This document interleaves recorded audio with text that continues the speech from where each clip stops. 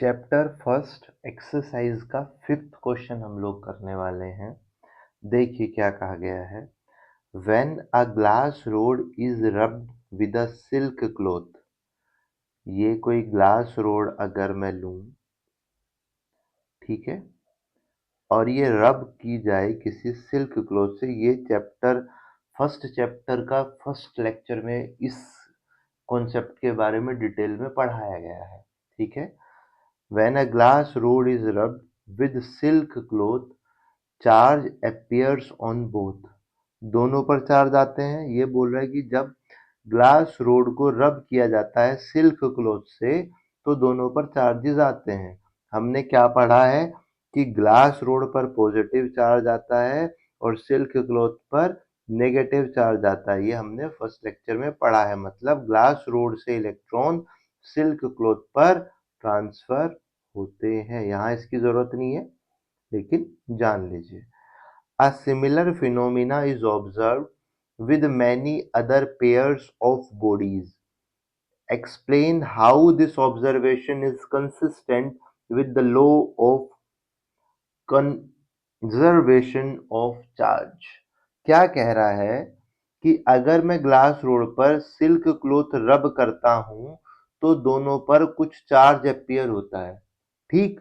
और ये फिनोमिना और भी बॉडीज के साथ देखने को मिलता है।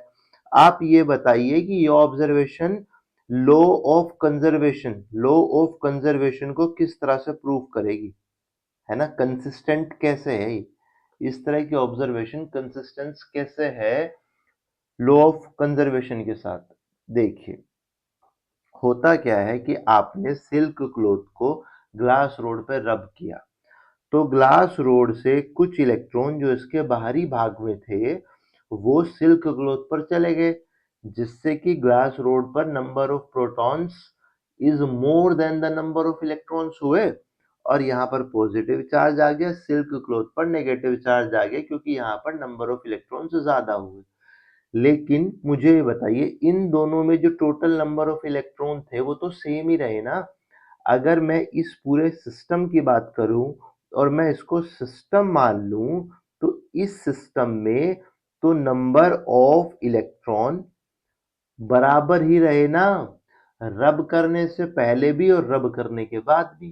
Correct me if I am wrong. सिर्फ इलेक्ट्रॉन ट्रांसफर हुए हैं। मेरी बात समझ में आई। ना तो इलेक्ट्रॉन हमने क्रिएट किया है ना इलेक्ट्रॉन हमने डिस्ट्रॉय किया है, सिर्फ हमने इलेक्ट्रॉन ट्रांसफर किया है। हमेशा इलेक्ट्रॉन ट्रांसफर होगा, उसी से चार्ज बॉडीज पर दोनों बॉडीज पर आएगा। और यही तो है ना कंजर्वेशन लॉ। क्या था कि ना तो एनर्जी को क्रिएट किया जा सकता है ना destroy.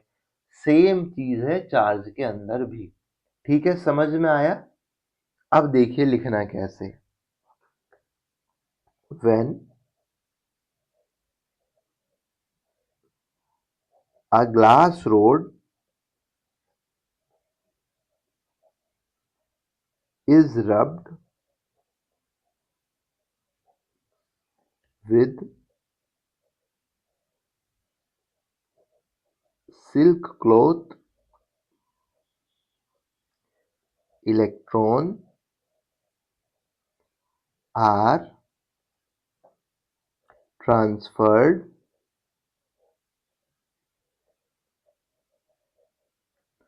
from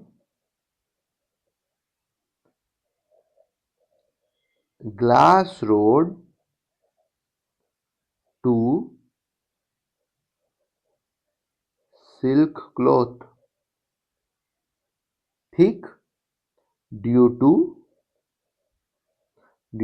fraction, due to friction friction की वजह से ही ना भाई।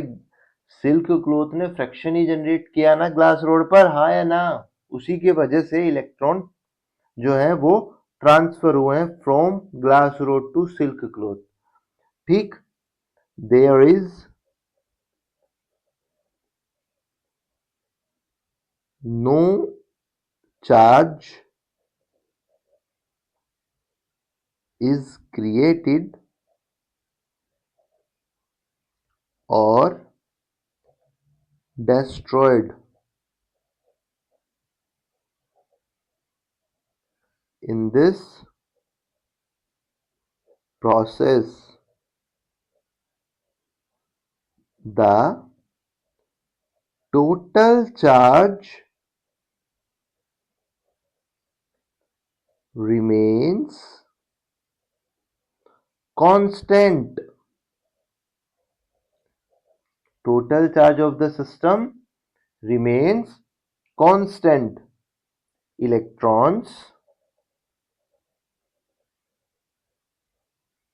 simply transferred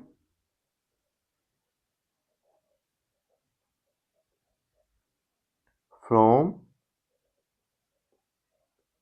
one body to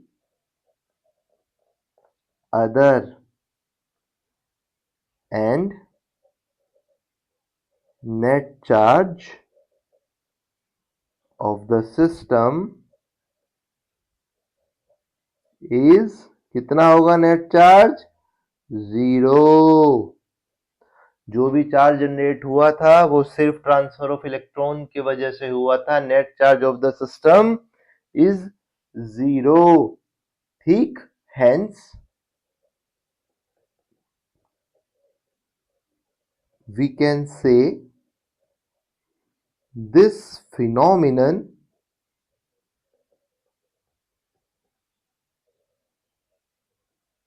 is consistent।